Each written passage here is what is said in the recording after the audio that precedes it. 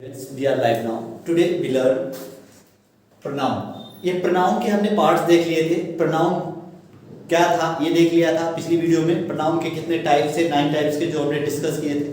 अब हम point wise type wise उनको पढ़ेंगे डिटेल में कि क्या कैसे pronoun कैसे हम पहचानेंगे कौन से टाइप का pronoun है या कौन सा क्या pronoun होता है. पहला है हमारा पर्सनल pronoun. पर्सनल pronoun क्या है? ये व्यक्तिवाचक सर्वनाम, इसको हिंदी में कहते हैं व्यक्तिवाचक सर्वनाम. इसको 3 टाइप में कैटेगराइज किया गया है. 3 टाइप में. ये होते कौन कौन से हैं? जैसे ही, सी, इट, यू, वी, दे, आई. ये हो जाते हैं हमारे पर्सनल प्रोनाउन. ये हमारे 1 2 3 4 5 6 7 जो है हमारे पर्सनल प्रोनाउन है. अब इनको 3 टाइप में कैसे बांटेंगे ये हमें देखना है. पहले आ जाता है इनको 3 टाइप. ये पर्सन है, पर्सनल है तो पर्सन व्यक्ति क्या होता है? पर्सन मींस होता है व्यक्ति. तो ये पर्सन के हिसाब से चेंज करते हैं कि क्या किस कैटेगरी में रखा गया है इनको. First person, second person, third person. यानी first person, second person, third person. First यानी प्रथम व्यक्ति, द्वितीय व्यक्ति कौन होता है, थर्ड पर्सन कौन से होते हैं. इनमें से हमें ये देखकर पता लगना चाहिए कि ये फर्स्ट पर्सन प्रोनाउन कौन सा है. ये पर्सनल प्रोनाउन तो है ये सभी, लेकिन इसमें से फर्स्ट पर्सन कौन, सेकेंड पर्सन कौन और थर्ड पर्सन कौन सा है. ये हमारे डायरेक्ट इनडायरेक्ट में बहुत इंपॉर्टेंट रहता है पहचान पाना कि फर्स्ट पर्सन के अकॉर्डिंग क्या सब्जेक्ट या ऑब्जेक्ट क्या चेंज करना है, सेकंड पर्सन के अकॉर्डिंग क्या चेंज करना है, या थर्ड पर्सन नो चेंज होता है. उसमें डायरेक्ट इनडायरेक्ट रूल में हम पढ़ेंगे. हम अभी सिर्फ इतना देखते चलते हैं कि प्रोनाउन जो है ये पर्सनल प्रोनाउन, इनको कैसे हम पहचानेंगे ये फर्स्ट पर्सन है कि सेकंड पर्सन है या थर्ड पर्सन है. तो हम बहुत इजीली इसको समझ पाते हैं. जैसे अगर हम कोई क्लास में बैठे हैं, एक एग्जांपल लेकर चलते हैं. क्लास में बैठे हैं और क्लास में कोई फर्स्ट प्लेस पे आना चाहता है, तो कौन नहीं चाहता कि मैं फर्स्ट ना आऊं. सब चाहते हैं कि मैं फर्स्ट आऊं. तो मैं क्या वर्ड हो जाता है? आई. तो आई को हम किस में रखते हैं? फर्स्ट पर्सन में. आई मींस मैं. तो हर व्यक्ति चाहता है, कोई क्लास में है, कोई प्रतियोगिता में पार्टिसिपेट कर रहा है, तो वो चाहता है कि मैं पहला आऊं, मैं प्रथम बनूं, मैं फर्स्ट रहूं. फर्स्ट प्लेस एक्वायर करना चाहता है हर व्यक्ति. तो फर्स्ट हो जाता है आई. इसी तरह सेम वे अगर हमारी टीम खेल रही है, किसी प्रतियोगिता में हमारी टीम पार्टिसिपेट करती है जिसमें टीम मेंबर्स होते हैं, तो हम ये चाहते हैं कि हमारी टीम जीते, हम जीते. यानी हम मींस क्या हो जाता है? हम सब, यानी जो भी हमारी टीम के प्लेयर्स हैं, पार्टिसिपेंट हैं, वो सब चाहते हैं कि हम जीते. तो वी, आई और बी. इसी तरह से माई, योर, ये भी इसी में आ जाते हैं. माई, आवर. तो इस तरह से ये भी होते हैं इसी के. माई, आवर, योर, हिज, हर. लेकिन इसको हम मेनली ये टाइप देखना है हमें कि सब्जेक्ट के रूप में जो यूज होते हैं वो कौन से हैं. तो ये हमारे हो गए आई और बी. ये हमारे फर्स्ट पर्सन हो जाते हैं, क्योंकि अगर हम सिंगल हैं और चाहते हैं कि हम, हर आदमी यही चाहता है कि मैं फर्स्ट आऊं. किसी भी प्लेस पे अगर है, कोई प्रतियोगिता में पार्टिसिपेट करता है, कहीं भी आता है, क्लास में हो, स्टडी कर रहा हो, तो ये चाहता है कि मैं फर्स्ट प्लेस क्लास में एक्वायर करूं, अचीव करूं. और इसी तरह अगर टीम रिप्रेजेंट कर रही है तो टीम चाहती है कि हम आगे जीते या हम फर्स्ट प्लेस एक्वायर करें. इसी तरह सेकेंड आ जाता है अगर हम क्लास में हैं और फिर क्या कहते हैं, हमारा फ्रेंड भी है क्लास में, तो हम चाहते हैं, तुम फ्रेंड को बोलते हैं कि तुम फर्स्ट आ जाओ, सेकेंड आ जाओ. सर हम फर्स्ट, मैं फर्स्ट आ जाऊं और तुम सेकेंड आ जाओ. तुम, यू, यू आ जाता है सेकेंड. इसका यू और बन जाता है. तो यू क्या है? ये हमारा सेकेंड पर्सन चाहता है कि सेकेंड पर्सन बन जाओ, तुम सेकेंड बन जाओ. थर्ड में क्या आ जाता है? फिर अगर जो भी बचते हैं वह सेकेंड आ जाए, सी आ जाए थर्ड, दे आ जाए, तो ये सब बाकी थर्ड प्लेस के होते हैं कि थर्ड प्लेस पे जो भी आ जाए. जो अदर रिमेनिंग बचते हैं हमारे क्लास के बच्चे, हम ये चाहते हैं कि वो थर्ड प्लेस पे रहे, मैं पहला रहूं, मेरा मित्र यानी दोस्त सेकेंड रहे और वो थर्ड रहे, वह सब थर्ड हो जाए. तो ये इस तरह से हमारे तीनों टाइप के पर्सनल प्रोनाउन कंप्लीट हो जाते हैं. हमारा नेक्स्ट है रिफ्लेक्सिव प्रोनाउन. ये रिफ्लेक्सिव क्या है? बहुत इजीली पहचान सकते हैं रिफ्लेक्सिव को. रिफ्लेक्सिव में क्या होता है? सेल्फ लगा होता है किसी भी वर्ड के, जो प्रोनाउन है, प्रोनाउन प्लस सेल्फ, यानी प्रोनाउन में अगर सेल्फ लगा है तो वो रिफ्लेक्सिव प्रोनाउन बन जाता है, रिफ्लेक्सिव। जैसे, और इसका अर्थ हो जाता है सेल्फ, स्वयं। जैसे वह स्वयं, तुम स्वयं, हम स्वयं, मैं स्वयं। तो जैसे लिखा है माई सेल्फ, माई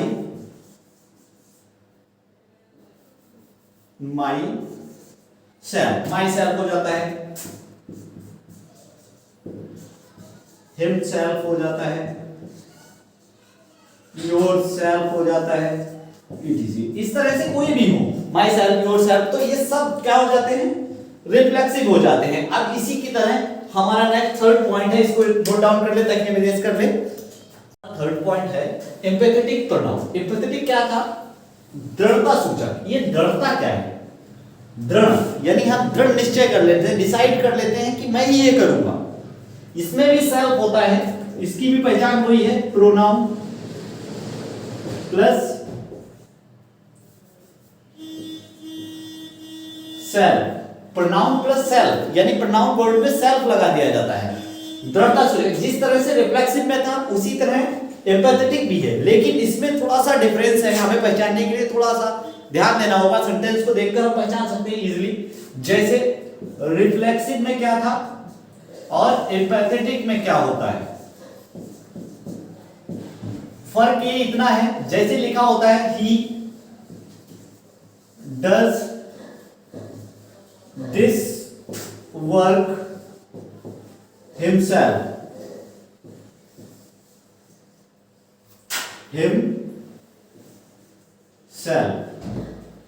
हिमसेल्फ, तो ये रिफ्लेक्सिव हो जाता है। ही डज दिस वर्क, भाई ये कार्य करता है स्वयं, यहां भी वही वर्ड आएगा हिमसेल्फ, और यहां भी वही आएगा he does, he himself does this work भी लिख सकते हैं, ही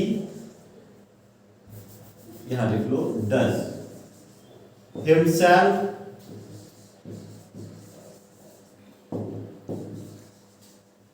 दिस वर्क, हिमसेल्फ, यहां भी हिमसेल्फ, यहां भी हिमसेल्फ, लेकिन फर्क क्या है, इस प्लेस का फर्क है कि अगर लास्ट में कहीं ऑब्जेक्ट के बाद हिमसेल्फ वर्ड आ रहा तो क्या है, रिफ्लेक्सिव हो जाएगा। अगर ऑब्जेक्ट से पहले आ रहा तो वो हो जाएगा एम्पैथेटिक। बस इतना सा फर्क है हमारा एम्पैथेटिक और रिफ्लेक्सिव में। सेल्फ वर्ड यहां हम दृढ़ता दिखाते हैं, ही डज, वह करता है, हिमसेल्फ स्वयं, दिस वर्क, ये काम वह स्वयं करता है। यहां दृढ़ता, जोर दिया जाता है किसी बात को या कार्य को बताने के लिए।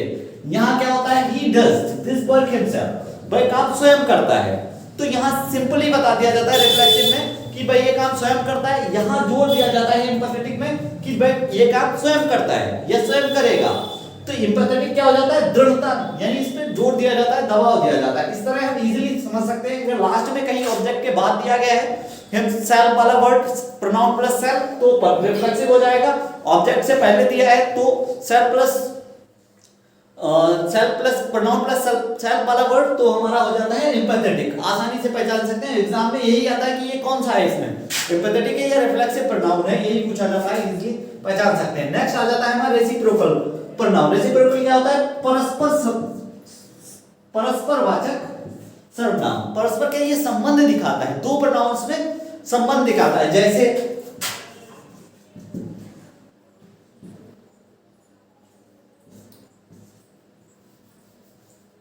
he and I play the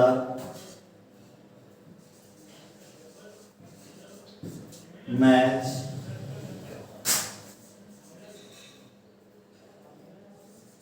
each other.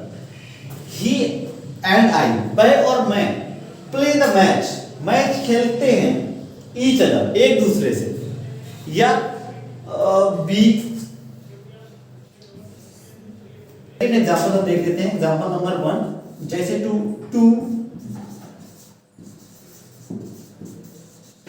Brothers love each other. इस तरह से हमारा नेक्स्ट एग्जांपल हो जाता है two brothers love each other, दो भाई एक दूसरे से प्यार करते हैं। तो ईच अदर जहां पर ऐसे वर्ड है परस्पर दिखाए, वन अनदर, ईच अदर, यहां वर्ड लिख दे रहा हूं, ईच अदर या वन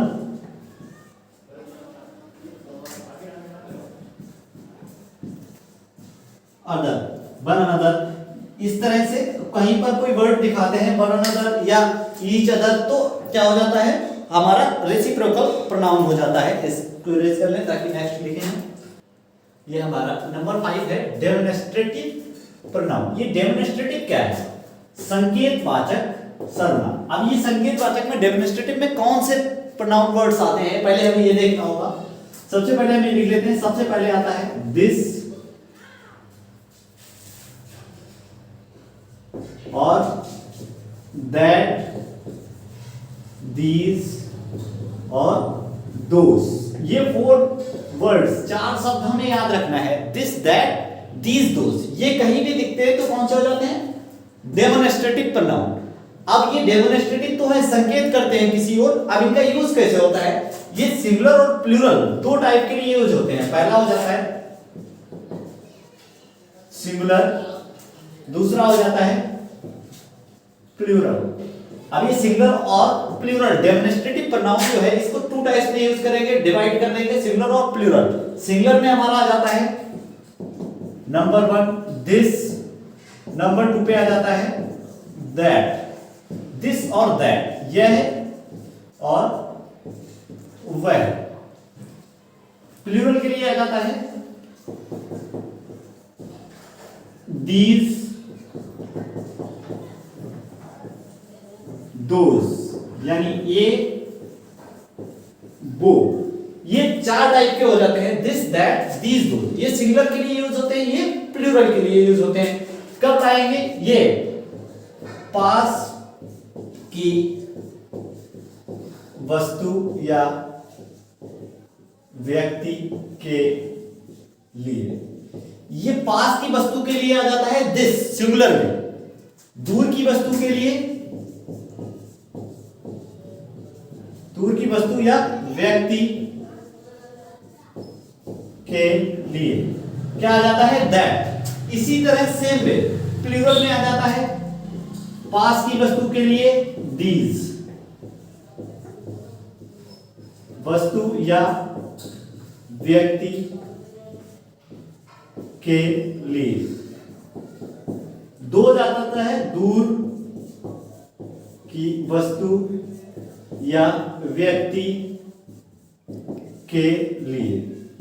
जब ये हम इशारा करते हैं, पास की वस्तु के लिए इशारा करेंगे, अगर एक होगी सिंगुलर होगी तो दिस, दूर की वस्तु के लिए इशारा करेंगे तो दैट सिंगुलर में।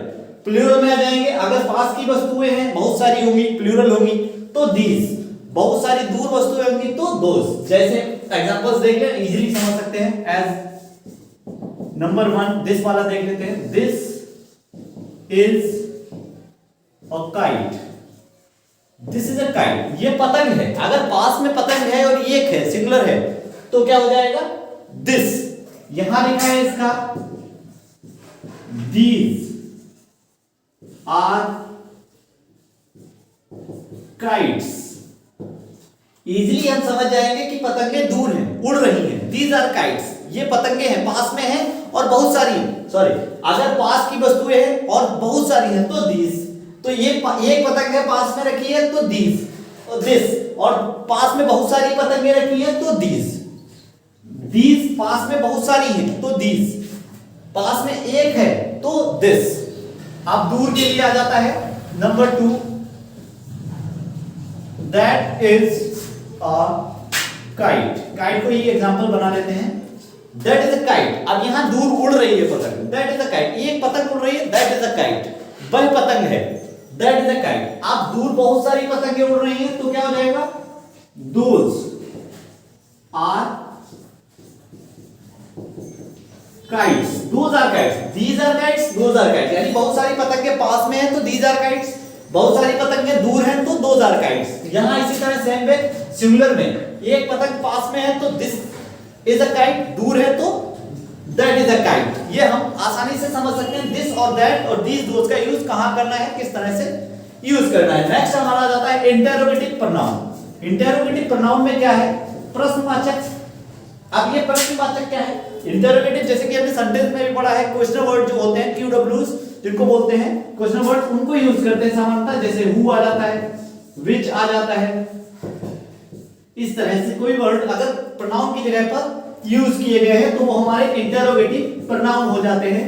नेक्स्ट एग्जांपल्स में देख लीजिए, जैसे इंटेरोगेटिव में हु हो गया, विच हो गया, कोई भी ऐसा वर्ड जैसे who is there, who is there, वहां कौन है, तो कौन, हु सब्जेक्ट के लिए यूज किया जा रहा है, सब्जेक्ट नाउन होता है, नाउन की जगह पे प्रोनाउन आया वर्ड हु इज देयर, वहां कौन है, तो वहां कौन प्रोनाउन की जगह पर यूज किया गया, और प्रोनाउन की जगह पे जो वर्ड यूज किए जाते हैं वो जो नाउन की जगह पे यूज होते हैं वो प्रोनाउन हो जाते हैं, और प्रोनाउन यहाँ पर हु है, हु क्वेश्चन वर्ड है, QW तो इंटरोगेटिव प्रोनाउन बन जाएगा, ये हमारा प्रश्नवाचक सर्वनाम हो जाता है। यहाँ पर who is there, who is there वहां कौन है, व्हाट, दूसरा है एग्जांपल व्हाट इज दिस, ये क्या है, व्हाट, किसी ऑब्जेक्ट की ओर इशारा कर रहे हैं, ऑब्जेक्ट को पूछना चाह रहे हैं ये क्या है, तो ये प्रोनाउन या नाउन की प्लेस पे यूज हो रहा कि व्हाट इज दिस, इस प्लेस, इस चीज का, इस वस्तु का, इस आइटम का नाम नहीं बताया गया, इस नाम को पूछा जा रहा, इस नाम की जगह पर यूज किया जा रहा व्हाट, तो ये हमारा कौन सा जाता है, इंटरोगेटिव प्रोनाउन। इसलिए हम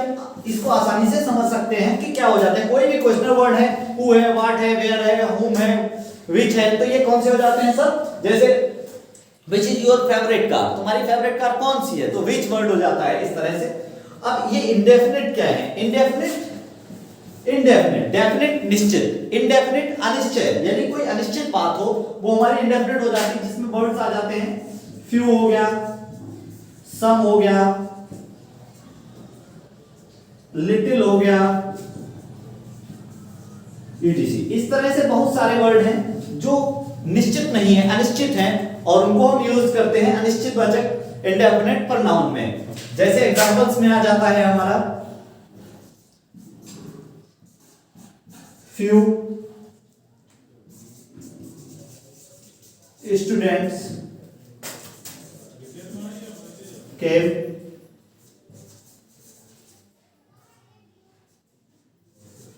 today, few students came today, आज कुछ स्टूडेंट्स आए, तो इस तरह से, या some boys play फुटबॉल, सब बॉयज प्ले फुटबॉल, कुछ लड़के फुटबॉल खेलते हैं, तो यहाँ इस तरह से नंबर 1 नंबर 2 एग्जांपल से हम समझ लेंगे कि सम हो गया, फ्यू हो गया, लिटिल, जिससे हमारा निश्चित ना हो पाए कितनी संख्या में है, कितनी क्वांटिटी या कितने नंबर्स में है, तो हमारा वो हो जाता है इंडेफिनिट प्रोनाउन, इंटेरोगेटिव इंडेफिनिट, इस तरह हमारे कंप्लीट हो जाते हैं। नेक्स्ट इसको नोट डाउन कर ले ताकि हम नेक्स्ट राइट कर सकें। अब हमारा नंबर 8 पे है डिस्ट्रीब्यूटिव प्रोनाउन। ये डिस्ट्रीब्यूटिव क्या है, डिस्ट्रीब्यूटिव प्रोनाउन क्या है, विभाग सूचक सर्वनाम। विभाग क्या है, ये हमें डिस्ट्रीब्यूट करता है, बांटता है किसी भी चीज को। जैसे इसमें कौन कौन से वर्ड आ जाते हैं, ईच, ईदर, नीदर, etc। इस तरह से कोई भी वर्ड जो किसी चीज को बांटते हो, जैसे एग्जांपल्स देख लो, each boy will get prize, each boy will get prize, हर लड़का इनाम पाएगा, तो each, neither came here, neither came here, neither came here, neither came here, यहां क्या बताया गया, यहां कोई नहीं आया, neither came here। तो इस तरह से कोई भी एग्जांपल्स हो गए जहां ईच हो जाए, ईदर हो जाए, नीदर हो जाए, इस तरह से बांटते हो, किसी को अलग अलग करते हो, वहां हो जाता है हमारा डिस्ट्रीब्यूटिव प्रोनाउन। अब हमारा बचता है लास्ट है जो कि रिलेटिव प्रोनाउन, संबंधवाचक सर्वनाम। ये संबंध दिखाते हैं, जैसे कोई भी QW हो गया, हु हो गया, whom हो गया, which हो गया, etc। तो ऐसे कोई भी वर्ड जो संबंध दो चीजों के बीच में लिखा हो, दो सेंटेंसेस के बीच में जो आएंगे वर्ड, तो हो जाते हैं हमारे संबंधवाचक प्रोनाउन। और इसका इंटरोगेटिव भी होता है, यही वर्ड इंटरोगेटिव प्रोनाउन में भी आते हैं, लेकिन वहां उनको सब्जेक्ट के रूप में दिखाया जाता है, पहले दिखाया जाता है। यहाँ दो चीजों के बीच में दिखाया जाता है, जैसे दो सेंटेंसेस के बीच में, जैसे this is boy who came here, this is boy, ये लड़का है, who came here, जो यहां आया। तो इस तरह से बीच में दो सेंटेंसेस को जोड़ने का काम कर रहा है, कंजक्शन का काम कर रहा है। ये दो सेंटेंस हो गए, नंबर 1, नंबर 2, ये हमारा जोड़ रहा है इन सेंटेंस को, who came here, जो यहां आया।